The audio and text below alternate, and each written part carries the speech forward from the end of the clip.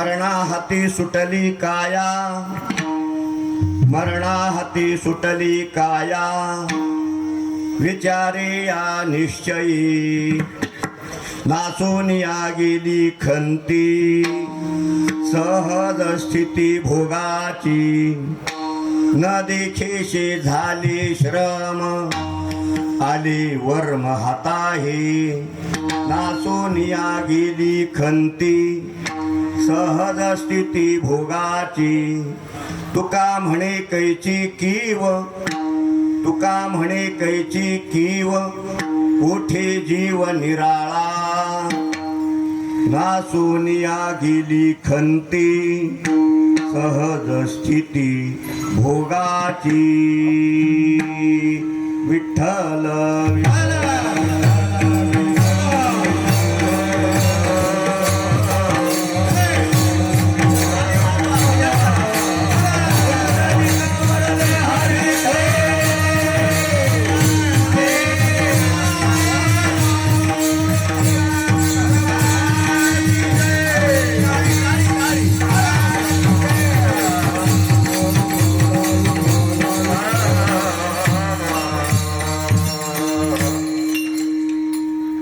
महायोग पीठे तटे भीमरथ्यं, वरं पुंडरीकाय दातुं मुनेन्द्रिः, समागत्य तिष्ठन्तमानन्दकन्दं, परब्रह्मलिङ्गं भजे पाण्डुरङ्गं.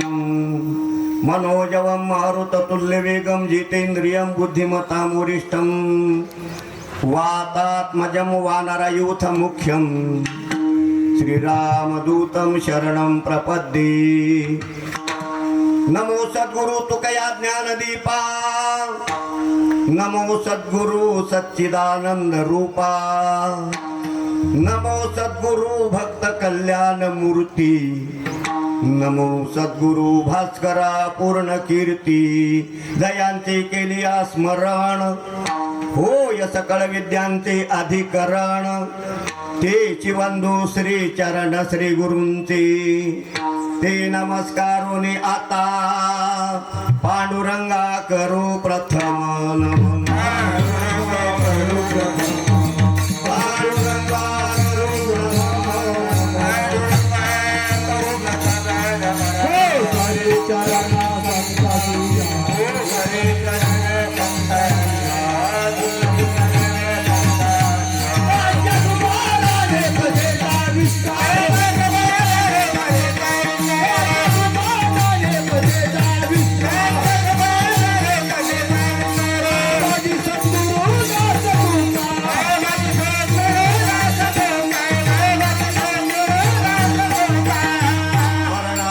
सुटली काया, विचारे या निश्चये, नासून या गेली खंती, सहज स्थिती भोगाची.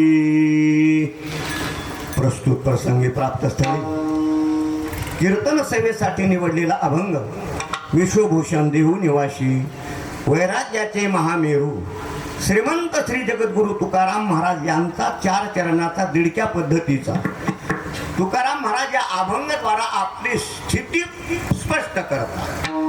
अवस्था बदलली, त्या अवस्थेचं स्पष्टीकरण महाराजांनी या अभंगाद्वारा केलेलं आहे. एकंदर जीवाच्या 7 अवस्था आहेत.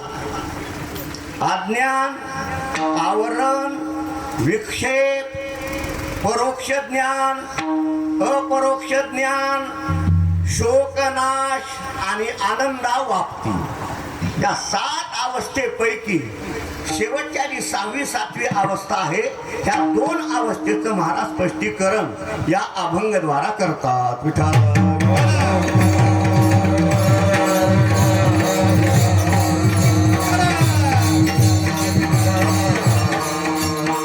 हे गाव बोर या पुण्यभूमीमध्ये वैकुंठवासी गंगा भागीरथी मातोश्री पार्वतीबाई पंढरीनाथराव पाटील उगले यांच्या 10व्या निमित्ताने त्यांचे 6 सुपुत्र नारायण पंढरीनाथ पाटील उगले, गोरखनाथ पंढरीनाथ पाटील उगले, भाऊसाहेब पंढरीनाथ पाटील उगले सुदाम पंढरीनाथ पाटील उगले, पंढरीनाथ पाटील उगले, संजय पंढरीनाथ पाटील उगले, भगवान पंढरीनाथ पाटील उगले आणि त्यांची पुतणी सौ कमलाबाई मगनराव पाटील गायकवाड आणि त्यांचे सर्व पुतणे नातू असा मोठा सात्विक परिवार.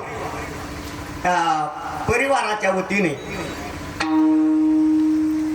आपल्या आईवर असलेली श्रद्धा, आईविषयी असलेली भावना,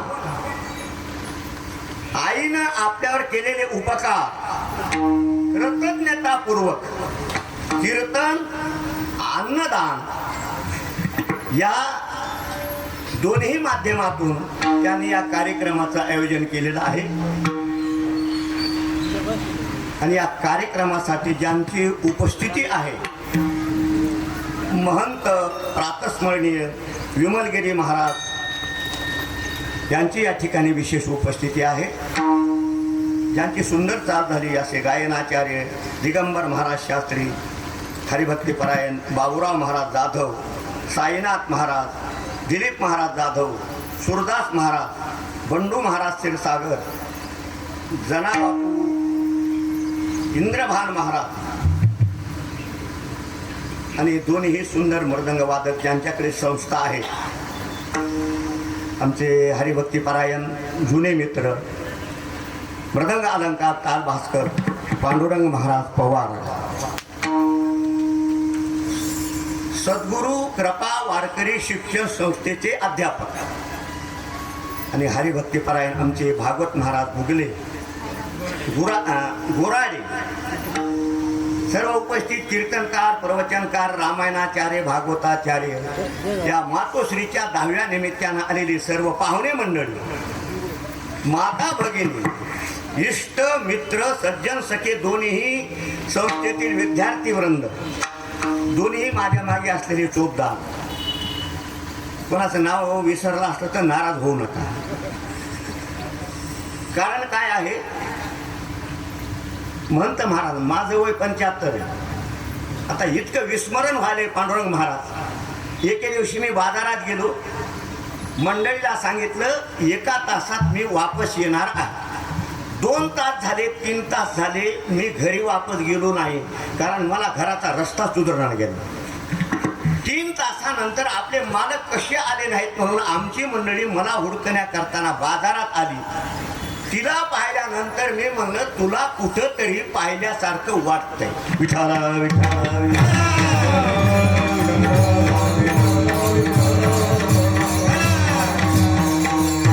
विनेकरी बाबा आहेत आणि सुंदर आमचं हे यूट्यूब चॅनल आहे. सर्वांच्या चरणी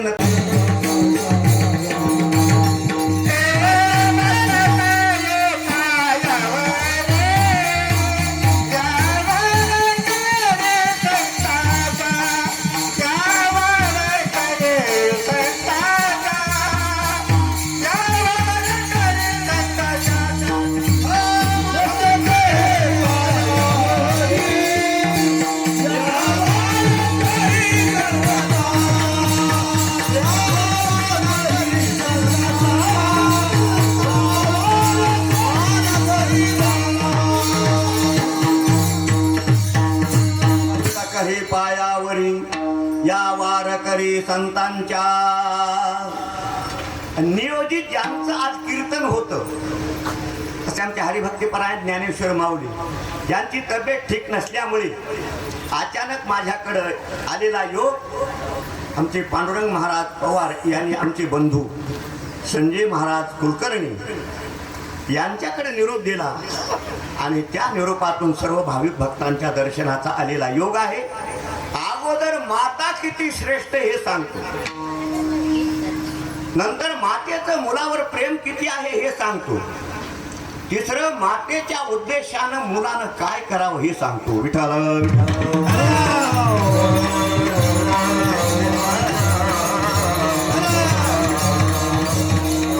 उपाध्यायान दशाचार्य आचार्यानां शतं पिता सहस्रांशु पितॄन् माता गौरवानि रिच्यते.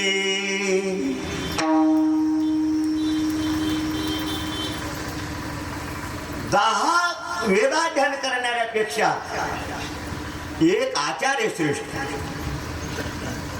100 आचार्यापेक्षा पित्याचा अधिकार श्रेष्ठ आहे आणि हजारो पटीनं पित्यापेक्षा मातेचा अधिकार श्रेष्ठ आहे. माझ्या समोर महंत बसले. माता किती श्रेष्ठ आहे. संन्यासी जो असतो, संन्याशानं आपल्या बापाच्या पाया पडायचं नाही, संन्याशानं देवाच्या पाया पडायचं नाही, पण मातेचं दर्शन घेतल्याशिवाय संन्यासी जरी असेल मातेचं दर्शन घेतल्याशिवाय राहायचं नाही. इतकी माता श्रेष्ठ आहे. विठाल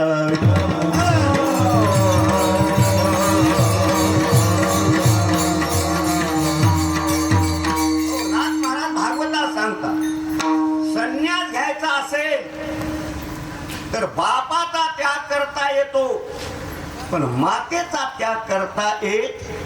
पुत्र झालिया संन्यासी आवेश्य त्यजावे पित्यासी, परी भिक्षा मागोनी पोसावे मातेसी, आयसा संन्यासी धर्म आहे. संन्यासाला बापाचा त्याग करता येतो, पण आईचा त्याग करता येत नाही. इतकी माता श्रेष्ठ आहे. 2500 वर्षापूर्वीचा दृष्टांत सांगतो म्हणजे आपल्या लक्षात येईल. ब्रह्मचारी असेल, मातेची आज्ञा घेतल्याशिवाय संन्यास घेता येत नाही.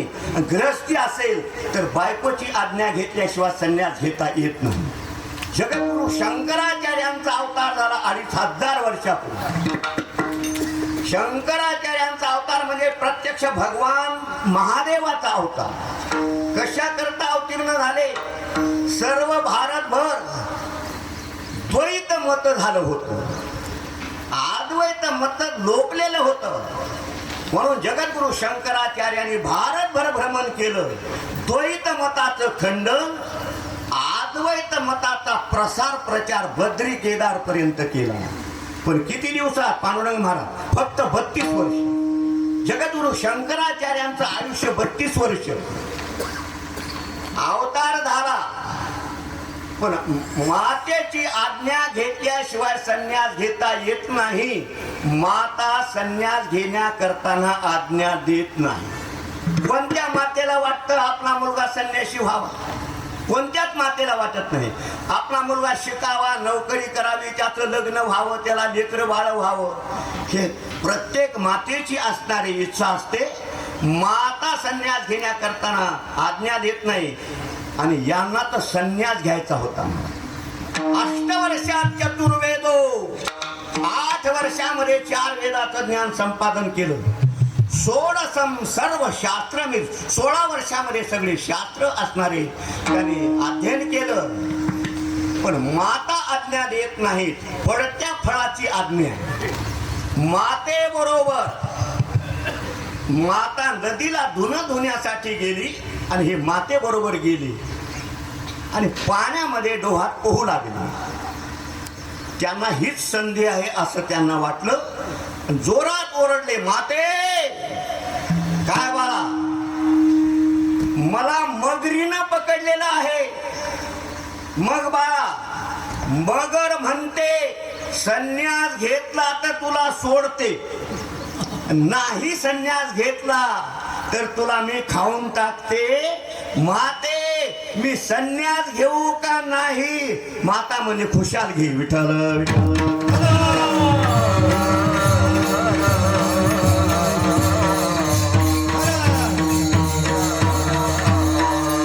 जनने जन्मभूमीश्य स्वर्गादपि गरीयसी.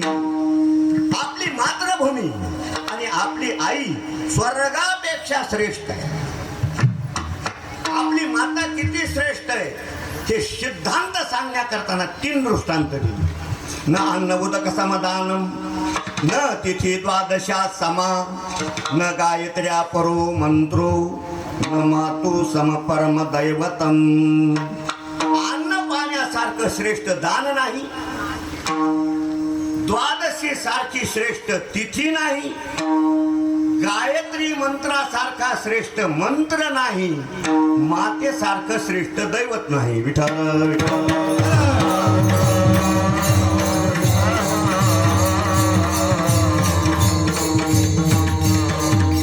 एवढी श्रेष्ठ माता, मातेचं प्रेम सांगत असताना अनेक पुराण शास्त्रानं आपल्या मातेच्या प्रेमाचं असणारं महत्व सांगितलं. मला एकच रामायणामधला दृष्टांत सांगतो, म्हणजे आपल्या लक्षात येईल मातेचं प्रेम मुलावर किती. प्रभू रामचंद्र गादीवर बसत असताना एका वरानं 14 वर्षे प्रभू रामचंद्रानं वनवासाला जावं, दुसऱ्या वरानं भरताला गादीवर बसवावं. प्रभू रामचंद्र दुसऱ्या दिवशी सिंहासनावर बसणार हे प्रभू रामचंद्राला कळालं, आणि प्रभू रामचंद्रानं सिंहासनावर पडणारा पाऊल असणारा वनवासाकडे वळवला. सगळी अयोध्या शोकामध्ये बुडाली. सगळ्या अयोध्येचं सांत्वन केलं प्रभू रामचंद्रानं. मी माझ्या बापाचं कर्तव्य पार पाडण्याकरता जातोय, तुम्ही रडायचं कारण नाही. दशरथ राजा मूर्छित पडले, पण दशरथ राजाचं सांत्वन केलं. शेवटचं मातेचं दर्शन घ्यावं आणि मग आपण वनवासाला प्रारंभ करावा. म्हणून कौशल्याच्या मंदिरामध्ये प्रभू रामचंद्र आले. कौशल्या माता शोक करू लागली. त्या शोकाचं वर्णन नाथ महाराज असणाऱ्या रामायणामध्ये करतात. अरे माझ्या श्रीरामा, मनमोहना मेघश्यामा, टाकोनिया आम्हा वना की विजासी. रामा, मनमोहना माझ्या मेघश्यामा, आम्हाला टाकून बाळा वनात चाललास का? अरे माझ्या मनमोहना, बाळा नको जाऊ वना, मजसी फुटला प्रेम पान्हा, कोणा आता पाजवू. बाळा, मला प्रेमाचा पाना फुटलाय, तू तर वनात चालला, प्रेमाचा पाना कुणाला पाजवू. विठ्ठल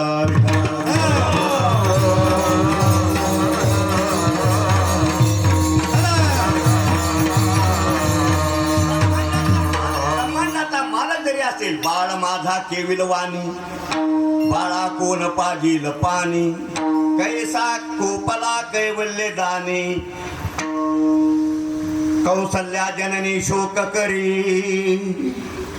कौसल्या माता शोक करू लागली. इतक्यामध्ये प्रभू रामचंद्र कौशल्याच्या मंदिरात आले आणि मातेचं रडणं पाहिल्यानंतर तुम्ही आम्ही रडावं, तुमचे आमचे डोळे भगवंतानं पुसावे, असाही भगवान मातेच्या प्रेमामुळे ढसा ढसा रडला. विठ्ठल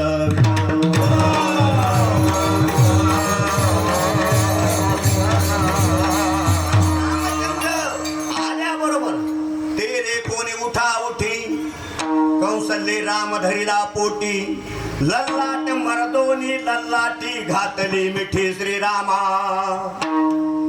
आलास का बाळा म्हणून प्रभू रामचंद्राला कौशल्यानं कडकडून मिठी मारली. देखोनी मातेचा कळवळा, श्रीराम कृपेचा कुवळा, दुःख अश्रू आले डोळा, बाष्पी गळा दाटला. म्हणून ज्याची माता गेली, प्रेमाचा समुद्र आटला. विठ्ठल विठ्ठल.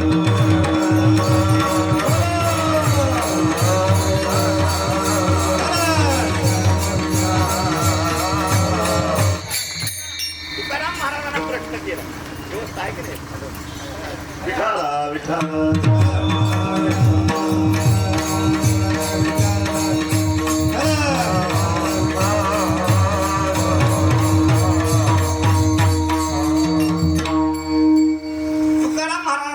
केला, महाराज तुमच्या मनामध्ये राम कसा आहे?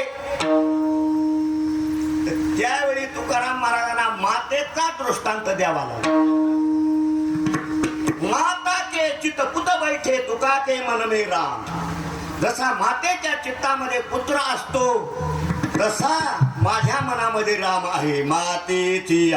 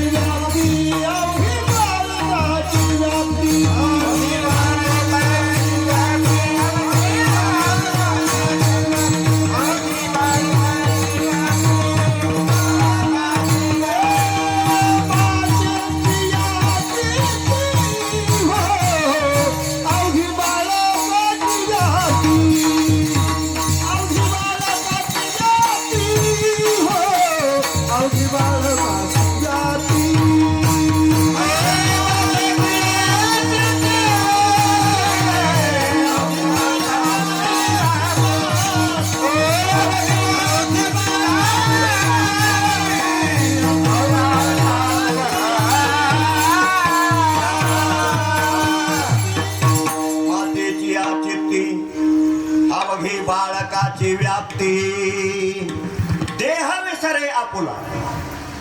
मुलावरच्या प्रेमामुळे माता देह विसरते. देह विसरे आपुला जवळी घेता शीन गेला. घडलेली घटना सांगतो.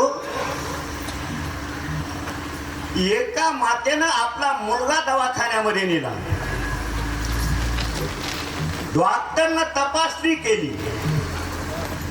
त्या मुलाच्या दोन्ही किडन्या गेल्या होत्या. म्हणतो दोन्ही किडन्या गेल्या होत्या. डॉक्टरनं सांगितलं भाई तुमच्या मुलाच्या दोन्ही किडन्या गेलेल्या आहेत. मग काय करावं लागेल डॉक्टर साहेब? ज्याच्या दोन किडन्या चांगल्या आहेत अशाची एक किडनी जर याला दिली तर एका किडनीवर तुमचा मुलगाही जगेल आणि एका किडनीवर किडनी देणाराही जगेल.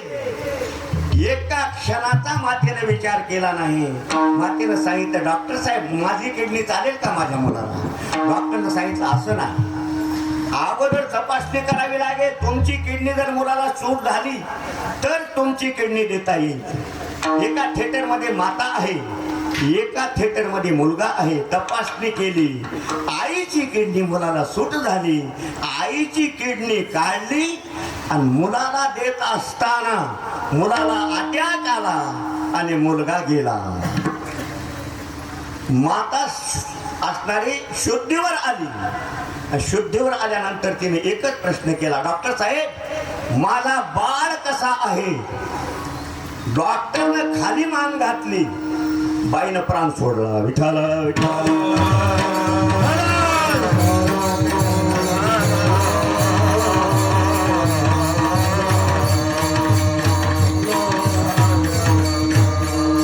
महिला मंडळाला सांगून जातो ज्या महिलेची माता गेली प्रेमाचा समुद्र आटला.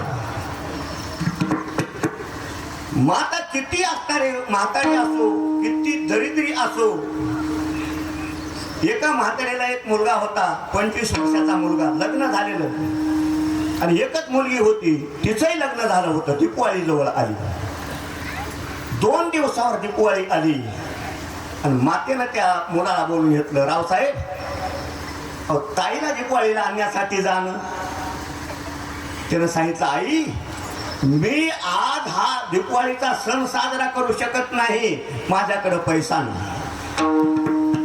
ताईला आणलं तर तिला गोडधोड खाऊ घालावं लागेल, तिला साडी चोरी करावं लागेल, तेवढे पैसे माझ्याजवळ नाहीत. मी ताईला दिपवाळीला आणू शकत नाहीत. बाजत पडलेली म्हातारी ताडकन उठली, काठी टेकवीत टेकवीत टेकवीत मधल्या घरात गेली.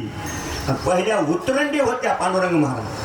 तिने एक उतरंड उतरली. सगळ्यात खालचं जे मडकं होतं ते मडकं त्याच्यामध्ये मोठं शिंदकाचं गाठुडं होतं, ते काढलं रावसाहेबाच्या पुढे टाकलं. सोडा रावसाहेब. ते शेंदूक सोडल्याबरोबर त्याच्यामध्ये 200 रुपये निघाले. मुलांना सांगितलं आई आपण 2-2 दिवस उपाशी राहिलो पण हे मला सांगितलं नाहीस.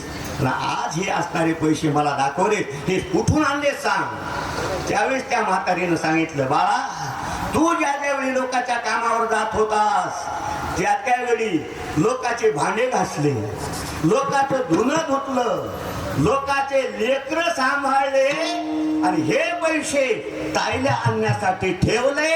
अशी माता जर गेली प्रेमाचा समुद्रातला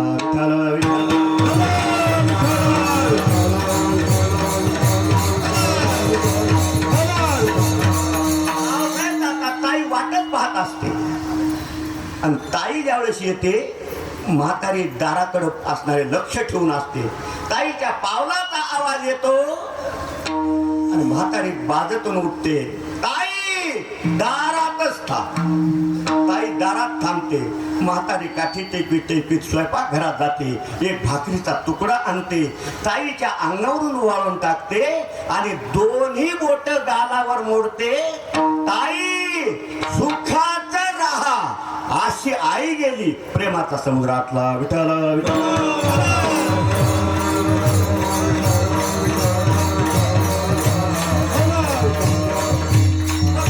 अशी आई प्रेमाची आहे. मुलानं त्याच्यासाठी काय करा? मुलासाठी 2च कर्तव्य, एक सेवा आणि दुसरं स्मरण. जिवंत आहे तोपर्यंत आई बापाची सेवा करायची आणि गेल्यानंतर स्मरण करायचं. भागवतामधला श्लोक सांगतो म्हणजे आपल्या लक्षात येईल. जीवितो वाक्य करणात मृतायु भूरी भोजनात गयायाम पिंडदानस्य त्रिभी पुत्रस्य पुत्रता. पुत्र धर्म केव्हा सिद्ध होतो? जिवंत आहे तोपर्यंत सेवा करायची, हा पहिलं काम. गेल्यानंतर अशा मृतायो भूरी भोजन, गेल्यानंतर अशा प्रकारचे वारकरी संत साधू लोक येऊ घालणं, नामचिंतन करणं हे दुसरं काम. आणि 1 वर्ष झाल्यानंतर गया क्षेत्राला जाऊन आईच्या नावानं पिंडदान करणं हे तिसरं काम. विठ्ठल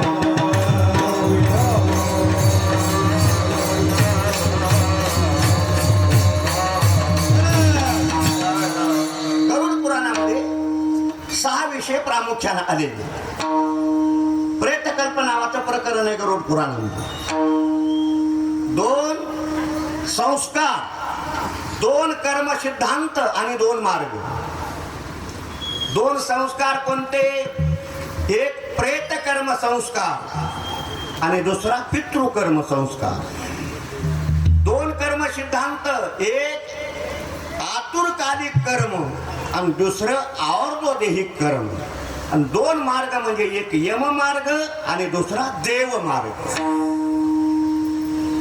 ज्यावेळेस असणारा कोणाची माता जाऊ पिता जाऊ त्याला विटाळ असतो त्या प्रेताला, पण पहिलं काम प्रेताला स्नान घालणे प्रेतकर्म संस्कार. पण ते स्नान कसं घालायचं थोडक्यात सांगून जातो. गोमूत्र, गोमय अधिक मृत्तिका आणि मग तुम्ही ते सुगंधी तेल टाका, काही टाका, परंतु शुचिरभूत होण्याकरताना प्रेताला पहिलं स्नान घालायचं. जो अग्नी धरणारा, जो मडकं धरणारा आहे ना, त्यानंही अगोदर स्नान करायचंय. आणि मडकं धरताना पॅन्ट घालून अग्नी धरायचा नाही. धूत वस्त्र परिधान, धोतर नेसायचंय आणि अग्नी धरायचा आहे. हे प्रेत कर्म संस्कार. आणि जन्मभर त्याच्या नावानं जे केल्या जातात ते पितृकर्म संस्कार. दुसरा भाग आहे 2 कर्म सिद्धांत, एक आवर्तदेहिक कर्म, एक आतुरकालिक कर्म. म्हणजे एखाद्याचा प्राण जात असेल, एका 2 तासात 3 तासात एखादा मनुष्य मृत होत असेल तर त्याच्या हातानं अन्नदान म्हणा. गावात कोणी गोसाई असेल, ब्राह्मण असेल, भिकारी असेल तर त्याचा हात लावायचा आणि ते दान करायचं. 100 पटीनं जास्त पुण्य लागतं. याला आतुरकालिक कर्म म्हणतात. शालिग्रामाचं तीर्थ द्यायचं. गुरु जर जवळ असते, गुरुच्या चरणात तीर्थ द्यायचं. हे आतुरकालिक कर्मात. आवर्तदैहिक कर्म याच्यामध्ये 3 टप्पे पाडले. आस्ती संत्यन श्राद्ध, सपिंडी श्राद्ध आणि तिसरं वर्ष श्राद्ध. आस्ती संत्यन श्राद्ध म्हणजे दूध घालणे, राख सावडणे 3ऱ्या दिवशी, याला आस्ती संत्यन श्राद्ध म्हणतात. दुसरं सपिंडी श्राद्ध 10, 11, 12, 13. हे सपिंडी श्राद्ध याला काही भागामध्ये म्हणतात मिळविलं का. बरोबर आहे ना पांडुरंग? मिळविलं का गेलेला आहे तो. आणि तिसरं आतापासून वर्षभरापर्यंत जे काही आपल्या आईच्या नावानं दान देता येईल, जे काही कर्म करता येईल, हा आजचा जो भाग आहे 10व्या दिवसाचा आवर्तदैहिक कर्माचा 3रा टप्पा आहे. विठ्ठल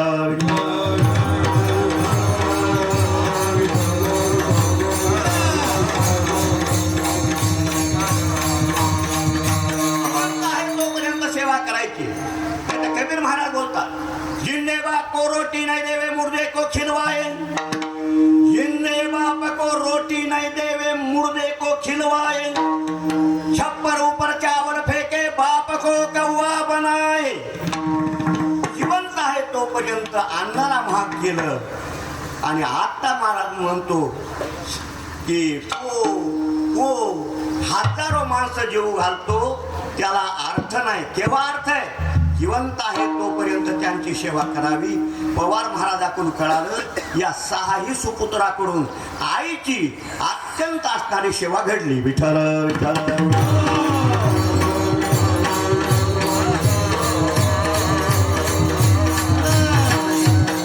महाराज बोलतात, जित्या नाही अन्न मेल्यावरी पिंजरा, मेल्यावरी पिंजरा, मेल्यावरी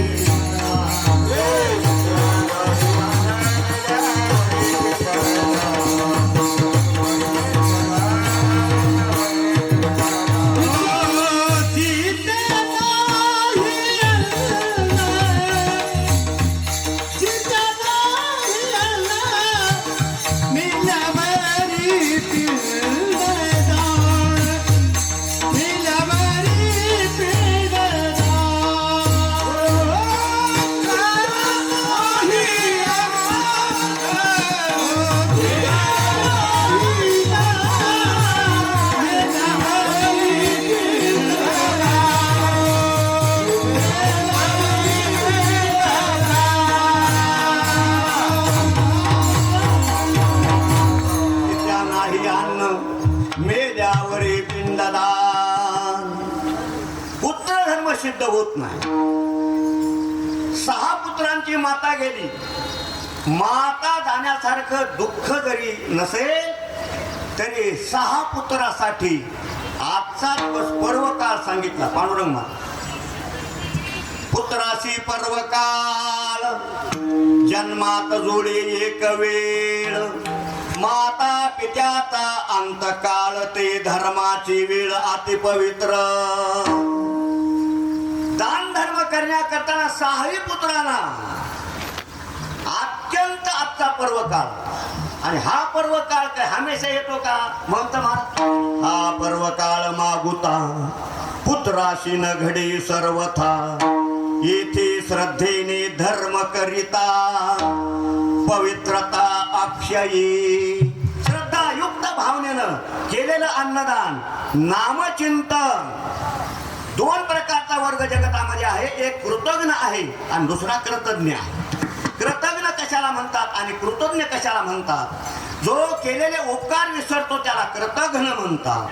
केलेल्या उपकाराची जाणीव ठेवतो त्याला कृतज्ञ म्हणतात. कृतज्ञाचा दर्जा इतका खालचा सांगितला मंडळी. महाभारतामध्ये आलेला दृष्टांत आहे. अगोदरच आमचे पांडुरंग महाराज म्हणले अभंगाचा भावार्थ थोडा कमी झाला तरी हरकत नाही, पण मातेचं महत्व सांगतात. एक संन्यासी महात्मा गावाच्या कडीनं जाऊ लागला बाहेरून. स्मशान भूमीमध्ये एक बाई काहीतरी कर्म करू लागली. साधू महात्मा उभा टाकला आणि त्यानं बाई काय करायली ही पाहायला सुरुवात केली. त्या बाईनं काय केलं? कुत्र कापलं, कुत्र्याचं मांस काढलं. साधू पाहू लागला. मग ते कुत्र्याचं मांस कशात शिजवावं? माणसाची कवटी पडलेली होती, त्या कवटीत टाकलं. शिजवण्याकरताना पाणी नाही, त्याच्यामध्ये दारू टाकली. शिजवाव कशावर? समोर एक प्रेत जळू लागलं.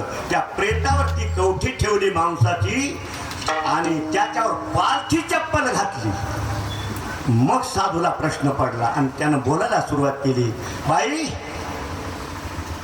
अहो कुत्र्याचं मांस अपवित्र आहे, ज्याच्या शिजवता ती कवठी अपवित्र आहे, दारू अपवित्र आहे आणि आग्ने सुद्धा अपवित्र आहे. मग तुम्ही त्याच्यावर पालथी चप्पल का घातली? तर तिने सांगितलं, मी स्मशानात राहणारी मला हाडळीन म्हणतात. कोणी एखादा आई बापानं केलेले उपकार जर विसरत असेल, अशा पाप्याची नजर याला लागू नये म्हणून पालथी चप्पल घातली. विठ्ठल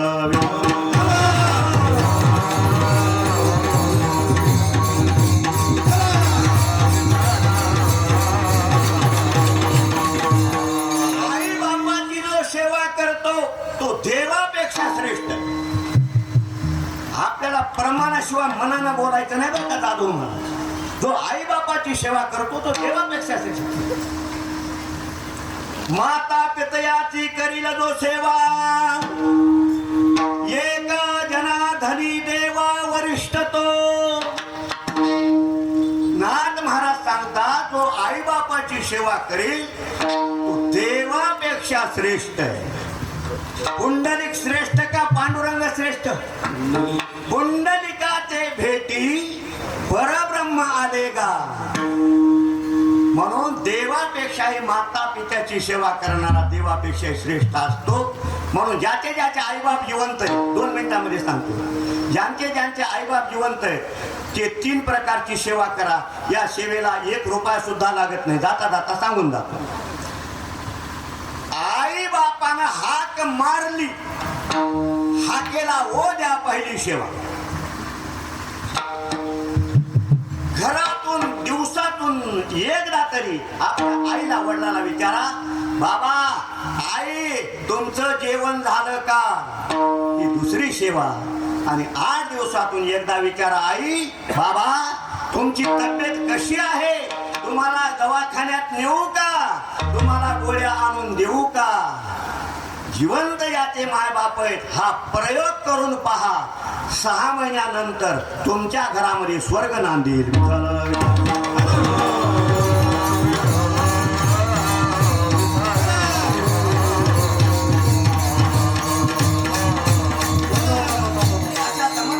जगद्गुरु तुकाराम महाराजांना जी अवस्था प्राप्त झाली, 2 मार्ग राहिले सांगायचे 1 मिनिटामध्ये. एक यम मार्ग आहे, दुसरा देव मार्ग.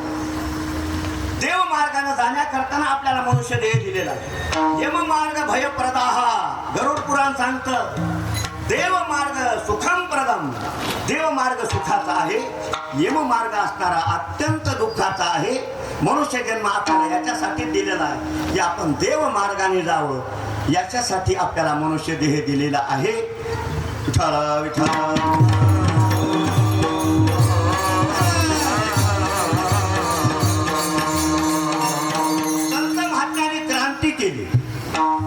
मृत्यूवर विजय मिळवला, ही क्रांती आहे. क्रांती कशाला म्हणतात सांगून जातो. अशक्य गोष्ट शक्य करणे आणि शक्य झालेली गोष्ट समाजाच्या उपयोगाला येणे, याला कसं पाहायला गेलं तर माणसाला अशक्य कोणतीच गोष्ट नाही. जर माणसाने ठरवलं तर माणसाला कोणतीच गोष्ट अशक्य नाही, पण माणूस ठरवित नाही. एक जण म्हणला, महाराज मी जर ठरविलं एकटा सप्ताह करतो. ठरव ना बाबा, कधी ठरविणार? एक जण म्हणला, महाराज मी जर ठरविलं आता माळ घालतो. कधी घालणार? स्वर्गीय यशवंतराव चव्हाण ते असं म्हणायचे, महाराष्ट्रातला माणूस तर त्यानं जर ठरविलं तर सिंहाच्या जबड्यात हात घालून जबडा फाडण्याची ताकद महाराष्ट्रातल्या माणसात आहे. पण पुन्हा लगेच म्हणायचे माणूस ठरवित नाही. विठ्ठल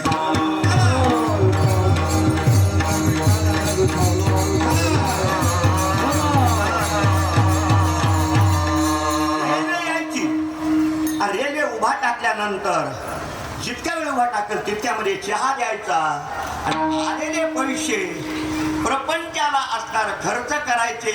अशा माणसानं ठरविलं मला एक ना एक दिवस पंतप्रधान व्हायचंय. तो 3 वेळे भारताचा पंतप्रधान झाला. विठ्ठल विठ्ठल.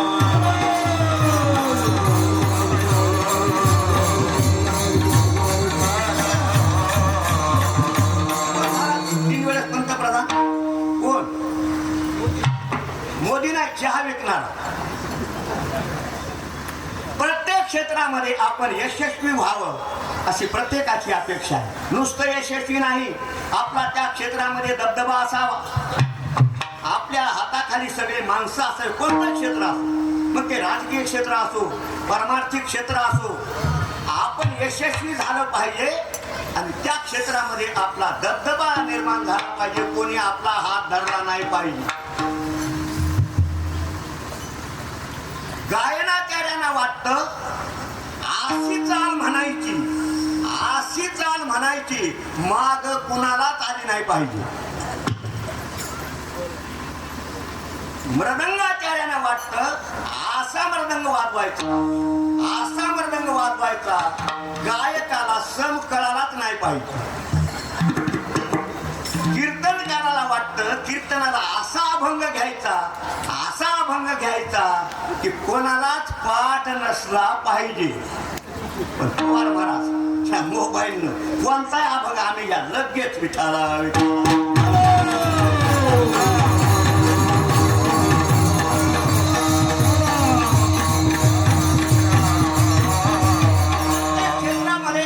यशस्वी झालं पाहिजे याच्यासाठी प्रयत्न आपले चालू आहेत. पण एक क्षेत्र असं आहे की तिथं माणसाचं काही चालत नाही. मृत्यूचं क्षेत्र असं आहे मग तेथे नचली काही मग तेथे नचली काही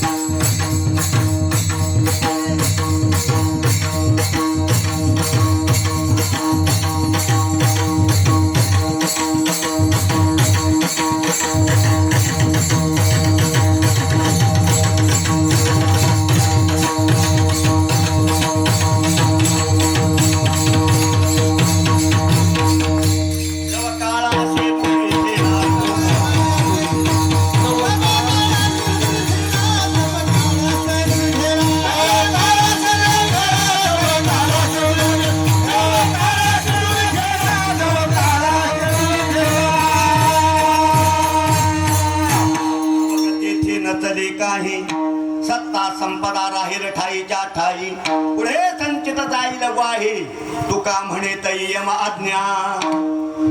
यमाच्या पुढे कुणाच चालत नाही. महाराजांनी यादी दिली सत्तावानाचं यमाच्या पुढे काही चालत नाही. सत्तावानाला पाहून जर यम वापस गेला असता तर पंतप्रधान मेलेच नसते.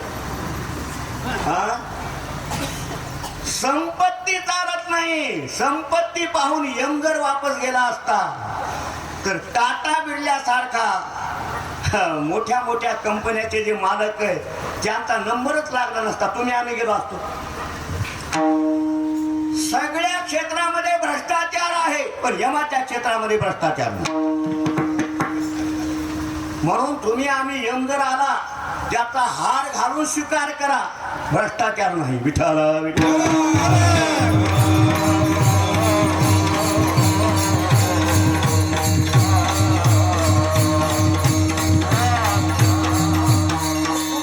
काही चालत नाही. याच्यात नवल नाही. यमाची आज्ञा झाल्यावर इंद्राचं काही चालत नाही. यमाची आज्ञा झाल्यावर ब्रह्मदेवाचं काही चालत. ब्रह्मदेवाच्या एका दिवसामध्ये 14 इंद्र मरतात. हे ज्ञानेश्वर महाराज ज्ञानेश्वरीमध्ये बोलतात. जे काळकुटाचे सहोदर मृत्यू भेने प्याले अमर जे देहाचे पुरंदर 14 जाती.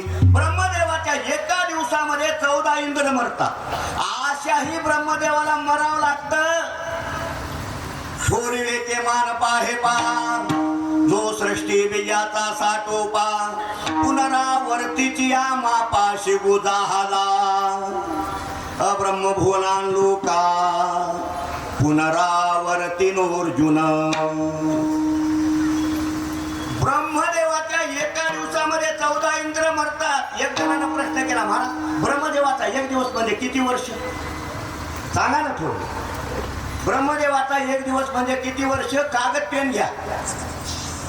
खरं तर त्रेता द्वापार कली 4 युगाची एक चौकडी आहे आणि या 4 युगाच्या चौकडीचं आयुष्य आहे 43,20,000. अशा 1000 चौकड्या गेल्या की ब्रह्मदेवाचा एक दिवस होत असतो. पेन कागद घेतली का नाही कोण? 30 दिवसाचा महिना, 12 महिन्याचं वर्ष, असा 100 वर्षाचा ब्रह्मदेव. त्यालाही काळाच्या पुढे त्याचं काही चालत नाही.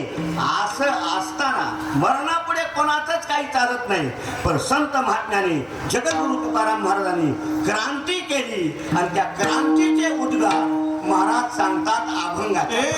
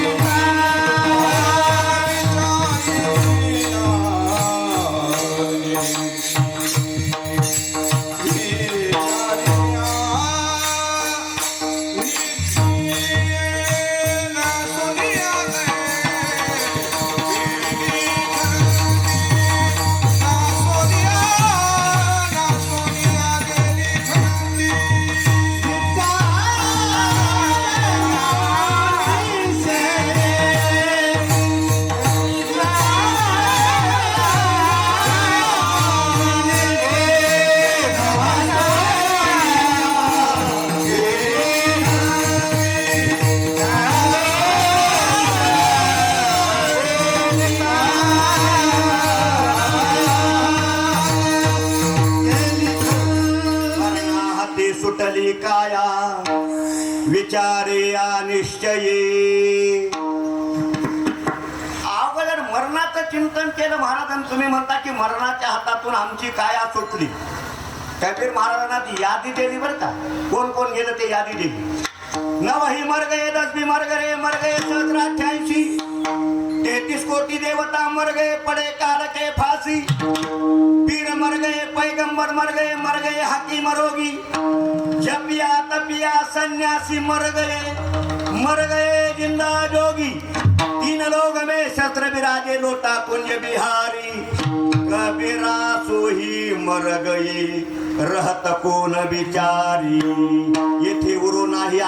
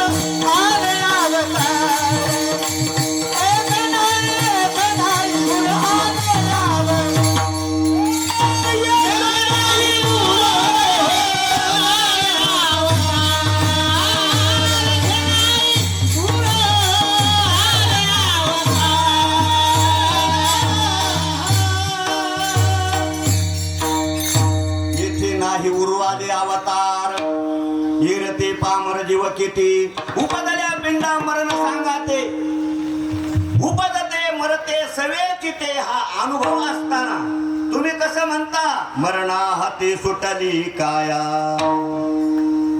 महाराज म्हणले मी निश्चय केला आणि तो निश्चय विचाराच्या द्वारा झाला आणि त्याच्यामुळे माझी काया मरणाच्या हातातून सुटली. निश्चय कशाला म्हणतात जे संशय रहित मालिका जे असते ना त्याला निश्चय म्हणतात. लोक म्हणजे आम्ही निश्चय केला. अहो संशय फार थोड्या गोष्टीचा असतो सगळा निश्चयचा असतो. आता माझ्या हातामध्ये घड्याळ आहे निश्चय का संशय. अहो निश्चय ना.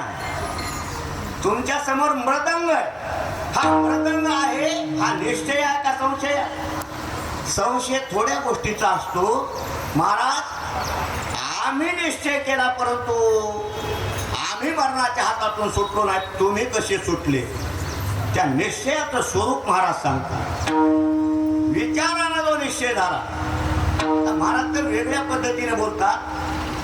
ज्या निश्चयानं मी मरणाच्या हातातून सुटलो तुम्ही सुद्धा निश्चयाच्या हातानं मृत्यूच्या तावडीमध्ये अडकले. ज्या निश्चयानं मी मृत्यूच्या तावडीतून सुटलो तुम्ही सुद्धा निश्चयानंच मृत्यूच्या तावडीत सापडले. महाराज असं कसं होईल. प्रत्येकाला मी प्रश्न करतो तुमचा आमचा स्वविषयी काय निश्चय.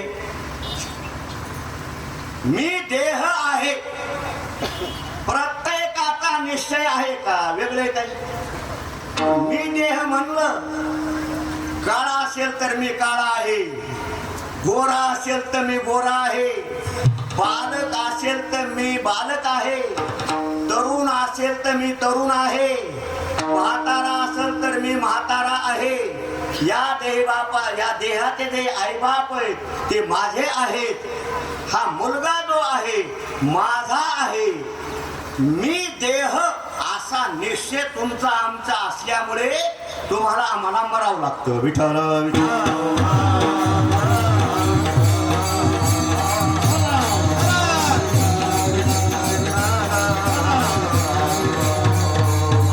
वास्तविक पाहता देह आपलं स्वरूप नाही. याच्याकरता विचार करावा लागतो. विद्यारण्य स्वामी पंचदशी मध्ये बोलतात माणसाने विचार करावा. पहिला तत्वविचार दुसरा आत्मविचार आणि तिसरा ब्रह्मविचार. आणि विचार करण्याकरता तुम्हाला आम्हाला मनुष्याने हे दिलेलं. पंचदशी मध्ये विद्यारण्य स्वामीने सांगितलं कोणते काम करावे कोणते काम कोणा करावे हे पंचदशी मध्ये सांगितलं. कर्म प्रधानम साधु जीवनंतु भोग प्रधानम पशु जीवनंतु विचार प्रधानम नर जीवनंतु यस्मिन् प्रधानम यत्तदेव कुर्यात्. साधूचं जीवन कर्म प्रधान पशुचं जीवन भोग प्रधान आणि माणसाचं जीवन हे विचार प्रधान. म्हणून पहिला तत्व विचार म्हणजे जगताचा विचार. जगताचं स्वरूप कळाल्याशिवाय पुढचा विचार होत नसतो. दुसरा आत्मविचार. मी देह आहे का मी जीव आहे का मी आत्मा आहे आत्मविचार. आणि तिसरं ब्रह्मविचार. या विचारानं मी मरणाच्या हातातून सुटलो. भगवान गीतेमध्ये बोलतात आणि महाराज प्रमाणाने बोलतात. विठ्ठल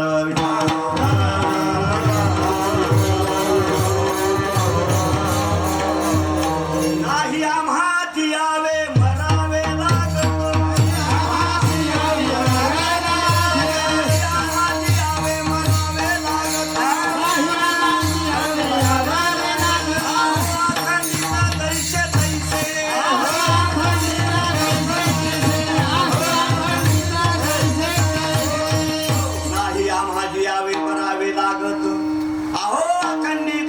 तैसे आपलं जे स्वरूप आहे त्या स्वरूपाला जन्मही नाही आणि स्वरूपाला त्या मरणही नाही.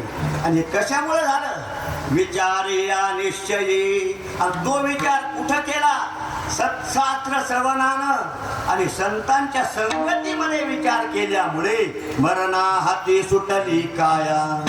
नैनन छिंदंती शस्त्रांनी नैनन दहती पावकः न चैनन क्लेदयंत्याप्यो न शोचयति मरुतः. म्हणजे आपलं जे खरं स्वरूप आहे त्याला जन्मही नाही मरणही नाही. त्या खऱ्या स्वरूपाची मला ओळख झाली. मरणा हाती सुटली काया विचारिया निश्चयी. त्याचा परिणाम काय झाला महाराज?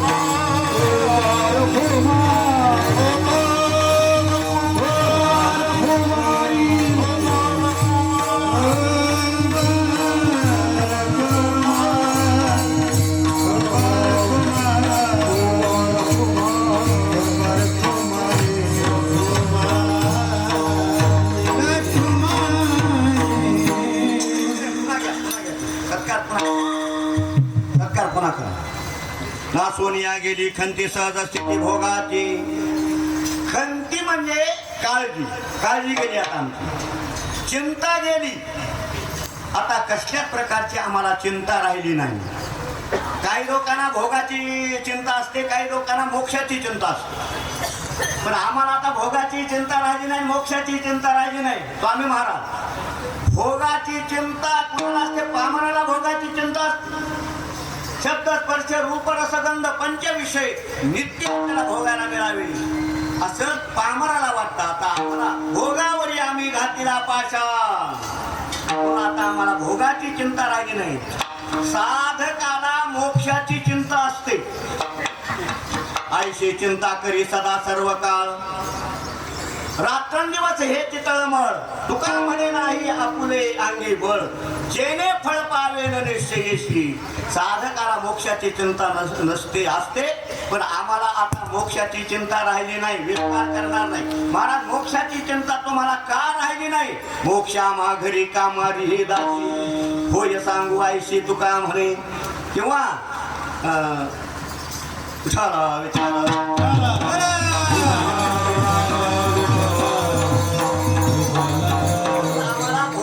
काळजी राहिली नाही मोक्षाची काळजी राहिली नाही आणि आम्हाला सहज अवस्था प्राप्त झाली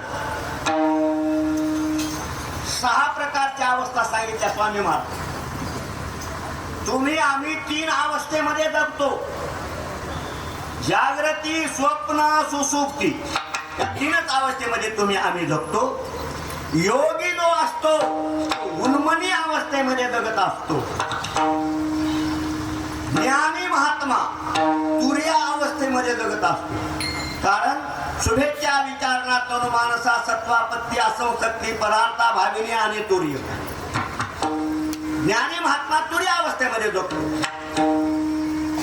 योगी उन्मनी अवस्थेमध्ये जगतो तुम्ही आम्ही जागृती स्वप्न सुसुप्ती अवस्थेमध्ये जगतो संत हे सहज अवस्थेमध्ये जगतो उत्तमा सहज अवस्था मध्यमा ध्यान धारणा सहज अवस्था कशाला म्हणतात सहज मी आंधळा गा निज निराकार पंथी वृत्ती हे निवृत्ती झाली जनन दिशे तेथे मी माझे हरपले ठाईच्या तेथेच्या तेथे अदृश्य तेच झाले काही दृश्य जे होते त्याला सहज अवस्था म्हणतात आणि सहज अवस्था आम्हाला प्राप्त झाली मग कोणत्याही फळाच्या अपेक्षेनं प्रयत्न जर केले त्या प्रयत्नाचं जर फळ मिळालं तर श्रम वाटत नाही पांडुरंग महाराज आता मी 800 किलोमीटरवरून आलो तर मला किती श्रम झाले असते 800 किलोमीटरवरून आलो 2 तास उभा टाकलो आता कोणी म्हणतोय महाराज लोकांचा पैसा घामाचा नसतोय पण पटका काढून बघा किती घाम होतो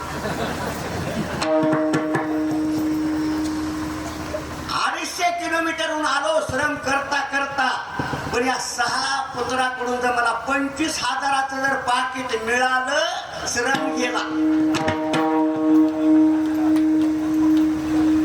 तसं जगद्गुरु तुकाराम महाराज म्हणतात आम्ही मागे जे श्रम केले कष्ट केले त्याचं फळ आम्हाला मिळालं म्हणून आता श्रम असणारे श्रम वाटत नाहीत अभंगाचं तिसरं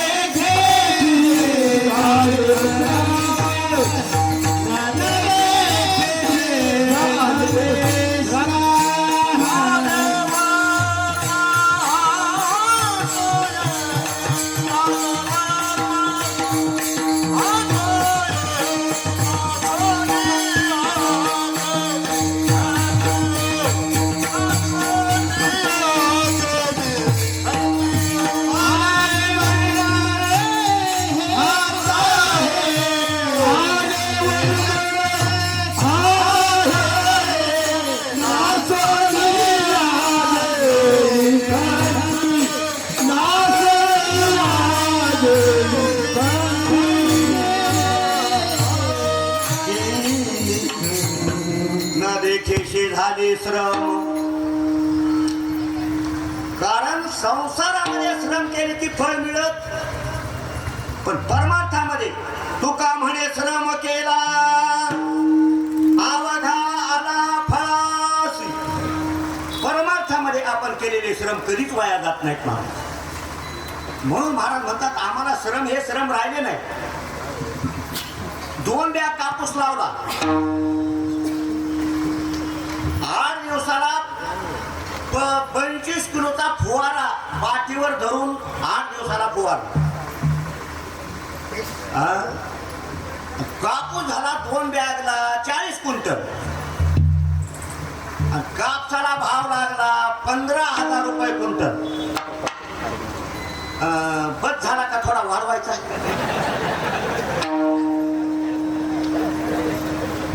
मागचे श्रम राहिले का? फुवारा घेऊन फिरलेले, चिखलामध्ये पायात काटे मोडलेले का? तर त्याला फळ आलं. संसार असा बैमान आहे. संसार आपल्याला राबून घेतो पण बिल काढीत नाही. शास्त्री महाराज, संसार आपल्याला राबून घेतो पण बिल काढीत नाही. बाबा तुमचं बिल निघालं का? बिल म्हणजे सुख. सुखासाठी आपण संसार करतो, परंतु संसार आपले बिल काढीत नसल्यामुळे मग माणसाला म्हातारपणी वाटतं, महाराज असं होणार आहे म्हणून माहित असतं तर तसं केलंच नसतं. ते म्हातारी माणसं म्हणतात. बरोबर आहे का? परमार्थामध्ये जे जे काही आपण श्रम करू त्याचं फल आपल्याला मिळतं. तुकाराम महाराजांना ते फल मिळालं म्हणून महाराज म्हणतात, न देखेचे झाले श्रम आले वर्म हाता हे. आणि तुकाराम महाराजांना जी अवस्था प्राप्त झाली, द्वैत गेलं, अद्वैत प्राप्त झालं, जीवदशा संपली आणि तुकाराम महाराजांना देव प्राप्त झाला. तुकाराम महाराज म्हणतात, जीव करायची असेल तर तुम्ही वेगळे पाहिजे. तुका मने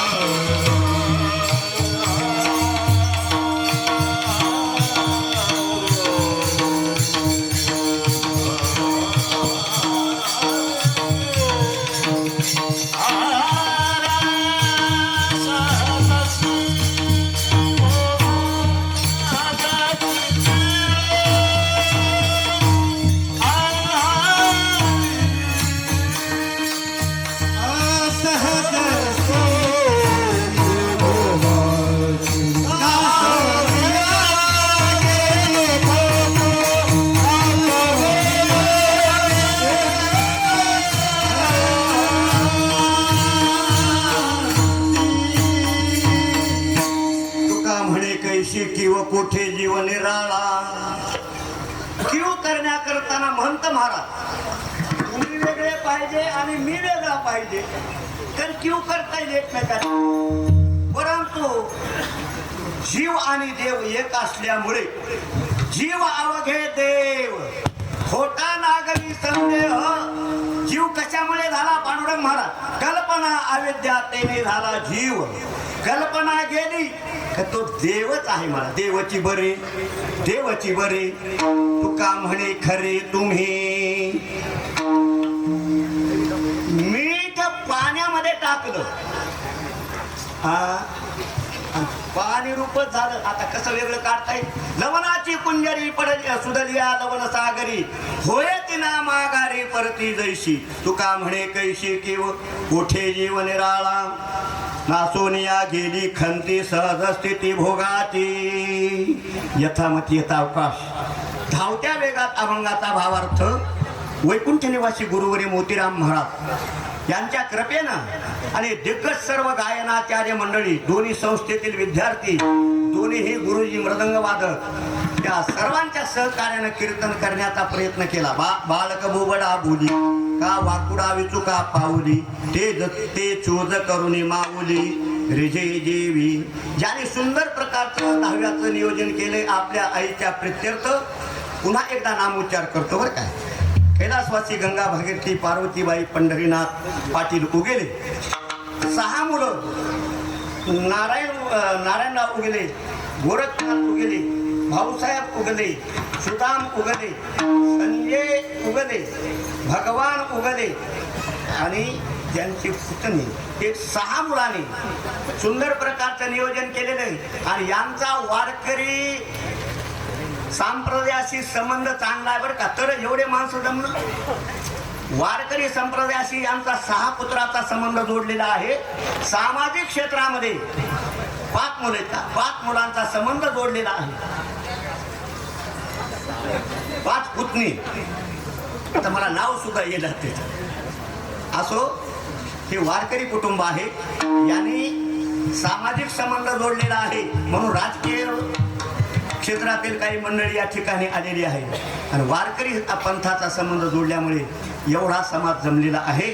म्हणून एका मिनिटात सांगतो, आपल्यावर आई वडिलाची कृपा असल्यानंतर काय होतं. तुका म्हणे पितर आशीर्वाद देती कल्याण इच्छिती तया कुळा. आई वडिलाचे आशीर्वाद ज्या कुळावर आहेत, पहिलं त्याचं काम असं असतं, घरामध्ये अल्प आयुष्य मुलं जन्मत नाहीत, वेडे मुलं जन्मत नाहीत, पांगळे मुलं जन्मत नाहीत, हुशार मुलं जन्मतात आणि ते दीर्घायुष्य राहतात. नक्की आई वडिलाचा आशीर्वाद आहे पहिलं. दुसरं, कोणतंही संकट आपल्यावर जर आलं, ते संकट आपल्या बुद्धीनं आपण असणारं ते संकट निवारण करतो. नक्की आई वडिलाचा आपल्यावर आशीर्वाद आहे असं समजा. आणि तिसरा प्रकार आहे, आपल्या घरामध्ये काही रोगराई नाही, कोणत्या प्रकारचं कमी नाही, दरिद्रता नाही, अशा प्रकारचा 3 प्रकारचा आशीर्वाद आई वडिलांचा असतो. आणि आशीर्वाद नसेल तर आहा कटा त्याचे करीती पितर दुराचारी पुत्र झाला. या संत महात्म्याने तुम्हाला आम्हाला अनुभव सांगितला. मरणा हाती सुटली काया. तुम्ही आम्ही सुद्धा मरणातून सुटणार आहोत. पण आपण तशा प्रकारचा विचार आणि तसा निश्चय केला. आपण सुद्धा येण्याची शरीरे शरीरा येणे सरे किंबहुना येरधारे चिरा पडे.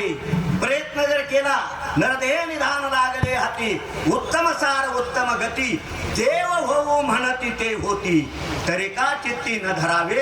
म्हणून जगद्गुरु तुकाराम महाराजांनी हा विचार तुमच्या आमच्या समोर मांडलेला आहे. झालेली ही कीर्तन रूपी सेवा मातोश्री वैकुंठवासी गंगा भागीरथी पार्वतीबाई पंढरीनाथ पाटील उगले यांच्या चरणी, संत महात्म्यांच्या चरणी. आणि हा या ठिकाणी येण्याचा योग दहेगाव बोर 4थं कीर्तन आहे बरं का. पांडुरंग महाराज पहिल्यांदा सप्ताहामध्ये आलो. वैकुंठवासी रामकृष्ण बाबा माझे खासदार, तिथे माझे 3 कार्यक्रम झाले. आणि आमचे बंडूबुवा हे जे क्षीरसागर आहेत, 3 कार्यक्रम झाले आणि हा 4था कार्यक्रम आहे.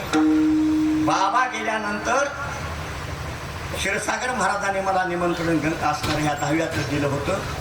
महाराष्ट्रामध्ये खासदार आहे आणि त्याची वारकरी शिक्षण संस्था आहे असं महाराष्ट्रात एकमेव खासदार कोण असेल ते वैकुंठवासी रामकृष्ण बाबा.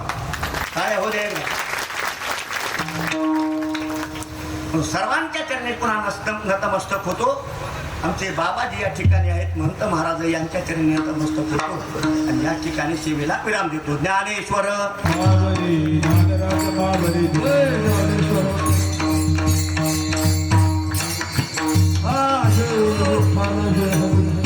उठू नका.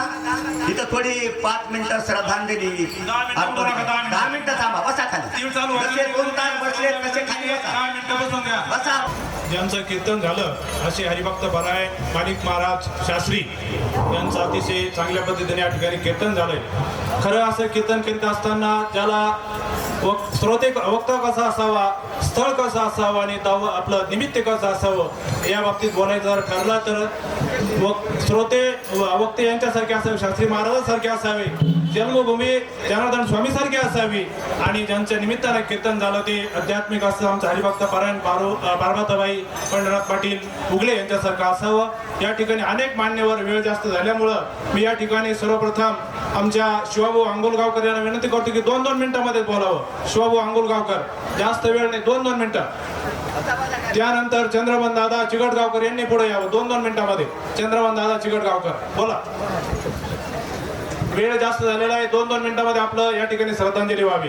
2च मिनिटांमध्ये. जनार्दन स्वामी मौनगिरीजी महाराज हे या उगले परिवारामध्ये जन्माला आले आणि जगद्गुरु बाबाजींनी जगाच्या कल्याणात संतांच्या विभूती देह कष्टभूती परोपकारे या संत वचनाप्रमाणे बाबाजींनी कार्य केलं. त्यांनाच अनुसरून हा उगले परिवार की आज आपण ज्या दसक्रियेसाठी उपस्थित आहोत अशा आमच्या मातोश्री पार्वताबाई पंढरीनाथ पाटील उगले आज 10 दिवस झाले आपल्यातून जाऊन. या उगले परिवाराची कितीही ख्याती सांगली तरी ती कमी पडणार आहेत.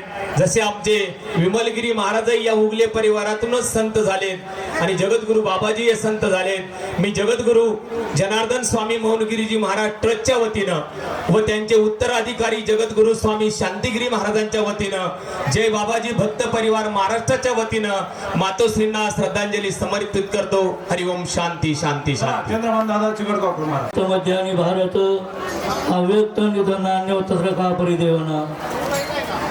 आज कैलासवासी मातोश्री गंगा भागीरथी पार्वतीबाई पंढरनाथ पाटील उगले भगवंताने गीतेमध्ये सांगितल्याप्रमाणे आपल्या प्रापंचिक जीवनामध्ये अनेक सुखदुःखाचे प्रसंग सहन करून अव्यक्त लीन झाले आहेत.